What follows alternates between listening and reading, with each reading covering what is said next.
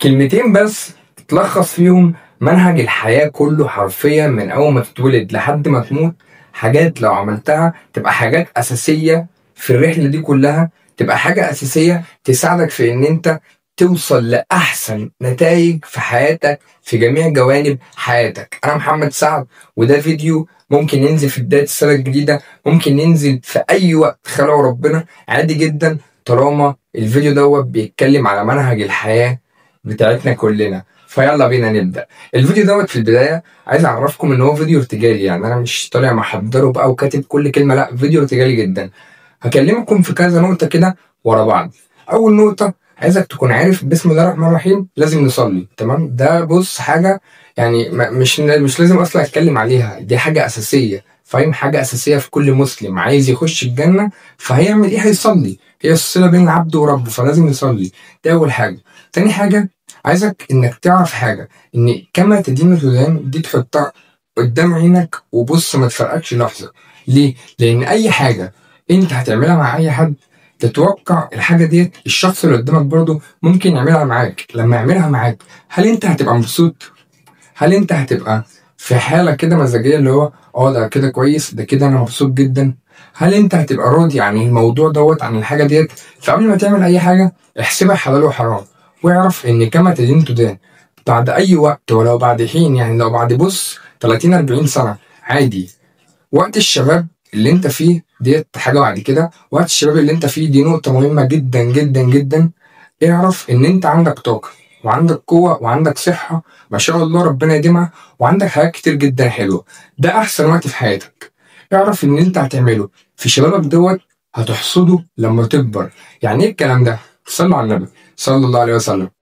دلوقتي مثلا انت في شبابك ظلمت طفل، ظلمت راجل كبير، دعيتك قدرتك ان انت بقيت شخص قوي وشخص جامد، راجل كبير كلمك رحت طعن ومديله على القلم على وشه. او مثلا رحت بص اتخانقتي مع اي حد، تخش كل شويه خناقه، كل شويه تغلط وتسب الدين وتشتم، استغفر الله العظيم، عمال تغلط وتعمل حاجات كتير غلط، تمام؟ حصل اي مشكله رحت داخل من غير ما تفهم مين الصح ومين الغلط، ورحت ضارب. ما سمعتش، ما فهمتش الموقف، ما يستدعيش ان انت تضرب اللي قدامك وضربته. اعرف ان انت دلوقتي بقوتك، دلوقتي بصحتك. لما تكبر مش تبقى القوه دي، مش تبقى الصحه ديت. فاللي انت عملته اجباري ربنا هيخليه يتعمل فيك، وده عدل مش انتقام. وفي مواقف قدام عيني انا شفتها، يعني مش متخيل ازاي الكلام ده كان يحصل، بس لما سألت الناس دي قال لي وهم شباب عملوا كده، فهم مش زعلانين، فاهم؟ لما تطلع من انسان اصلا تقيلة، تقيلة قوي، فاهم؟ فاعرف ان وقت الشباب دوت انت عندك صحة لما تستخدمها صح. لما تكبر هتلاقي ربنا اللي انت عفيت عنه وانت قادر، يعني انت مثلا تلعب بوكس وبتاع وجيم وجامد، او حتى من غير الكلام ده شخص قوي في الشباب، تمام؟ لما تعرفوا مثلا وانت عارف ان الموضوع ما استدعاش، طالما محدش مثلا جه على كرامتك، على اهلك، على دينك، على عرضك، الكلام ده كله، وتعفو وتسامح عنه، هتطلع الموقف دوت لما تكبر، وهتلاقي برضو اللي بيعفو عنك برضو اللي بيسامحك، فاهم؟ وده برضو من ربنا عدل، يعني مش اللي هو بينتقم منك وبتاع، لا ده عدل برضو، فاهم؟ فديت النقطة بتاعت الشباب. اعرف ان انت طول ما انت صحتك قوية برضه هيجي وقت ومش هيبقى فيه صحة أصلا، فاهم؟ هتبقى مهما كنت جامد، مهما كنت بص بتكسر الدنيا، مهما كنت بتطير على الحيط، فاهم؟ هيجي وقت أما تكبر مش هتبقى قادر تعمل أي حاجة. دي نقطة. بعد كده في نقطة تانية، وهي إنك لازم تكون عارف إن معاملتك لأبوك وأمك لازم تبقى بار بأبوك وأمك، عشان اللي أنت بتعمله معاهم دلوقتي هيتعمل معاك بعدين من ابنك. ودي بص في مليون قصة ليها. يعني أنت لو سألت أي حد في حياتك، أبوك مثلا، عمك، جدك، خالك، أي حد ماشي في الشارع كبير، اسأله، قول له مثلا قول لي حاجة عن إنك بتعامل أبوك إزاي، والابن هتلاقيه بيحكي لك قصص كتير جدا. أنت شوف أنت عايز تعامل، عايز ابنك يعاملك ازاي وانت عامل ابوك. وطبعا البر بالوالدين ده طبعا موجود في القرآن، يعني بص مش هنخترع، فاهم؟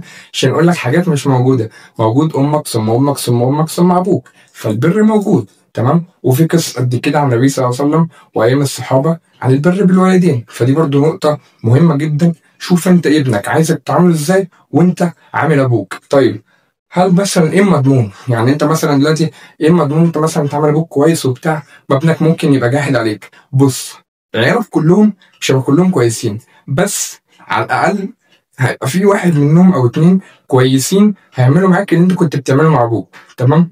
فدي نقطة مهمة جدا ونقطة كويسة جدا، ان هو حتى على الاقل مش هيبقى كلهم، فاهم؟ هيبقى واحد او اتنين، ودي حاجة كويسة. وكما تدين تدان، زي ما انا قلت لك في الاول، فاللي هتعمله مع ابنك ابوك زي اللي هتعمله مع ابوك ابنك هيبقى عامله معاك. طيب حلو جدا. نقطة بعد كده، وهي عايزك تعرف ان الجيم وتطوير دماغك وتطوير نفسك دي مش حاجة رفاهية. يعني انت دلوقتي من 18 سنة مثلا ل 25 سنة، ده وقت انت فيه شوية مثلا واخد الموضوع بمزاجك، شوية عندك وقت كبير، شوية مثلا عندك حتة ايه اللي هو انت مش ملزم مثلا تروح تشتغل عشان عندك بيت مثلا، مش ملزم ان انت تعمل حاجات كتير، فاهم؟ بس انا عايزك تعرف الوقت ده استغله اكبر استغلال، صح؟ في انك تنمي جسمك يبقى قوي، عندك صحة كويسة، تنزل جيم بقى، بوكس، رياضة، بص ظبط الدنيا. دي حاجة. الحاجة التانية تنمي مخك، تنمي عقلك، تعرف تقرأ عن الدنيا، تقرأ عن تاريخك، تقرأ عن مثلا التنمية البشرية، تقرأ عن علم النفس، تقرأ عن كل المجالات، تقرأ عن الفلوس ازاي بتتعمل، الاستثمارات. كل دي حاجات لما تدخلها مخك، يعني دوت بتغذي بيه مخك، النتائج بتاعته هتبقى عظيمة جدا، هتبقى عظيمة جدا في جميع جوانب حياتك. تلاقي نفسك بتعمل في وقت صغير، وانت صغير تعمل حاجات جامدة قوي غيرك اكبر منك بكتير مش بيعملوها، او على الاقل الحاجات دي في دماغك فهتعملها في يوم من الايام، فاهم؟ فده اللي انا عايزك تعمله، انك ما تقولش مثلا ايه الجيم لا يا عم ده بعيد عليا. لا، حتى لو ما نزلتش دلوقتي وانت 25 سنه انزل يا عم، احسن ما مثلا تكون 30 سنه وتقول انا عايز انزل، فاهم؟ الدايره دي مش حلوه، السايكل دي وحش، فاهم؟ فلا، ابدا دلوقتي جيم، ظبط جسمك، ظبط دنيتك، انزل. طبعا الصلاه قلنا دي حاجه اساسيه، اقرا قران، اعرف في دينك، احفظ في دينك، احفظ القران. ما تقولش بس دي حاجه صعبه بقى وحاجه مستحيله.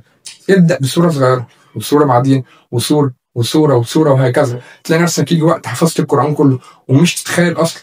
تبدأ تتعمق في القرآن فتعرف معلومات أكتر، فتنمي مخك أكتر.